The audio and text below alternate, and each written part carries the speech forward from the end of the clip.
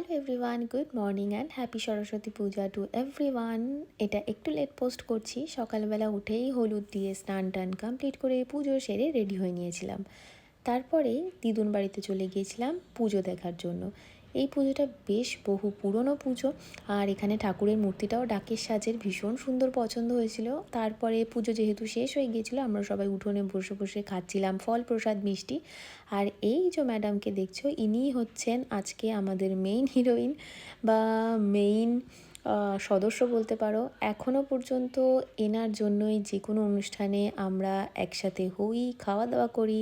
এই মানুষটির জন্য এখনও সত্যি কথা বলতে আমরা কিন্তু সবাই একসাথে এক ছত্রে বাঁধা হয়ে রয়েছি। আর যাই হোক, তারপর ওখানে অ্যাটেন্ড করে আমরা চলে গিয়েছিলাম বুক ফেয়ারে, মানে 48th কলকাতা ইন্টারন্যাশনাল বুক ফেয়ারে। তো যথারীতি ওখানে গিয়ে অ্যাজ ইউজুয়াল আমার গ্রাফিক নভেলসের দিকে চোখ টানে বরাবরই, তো প্রতিবারই আমি দেখি, বাট কেনা হয় না। ওই মেলাতে আরও গিয়ে নানান রকমের সুন্দর সুন্দর জিনিস দেখতে পেলাম। আর সব থেকে বড় প্রাপ্তি, কৌশিক মজুমদার স্যারের সাথে দেখা হলো, ওনার অটো সাইন করা বই নিলাম, বেশ কিছু টুকটাক খাওয়া দাওয়া করলাম।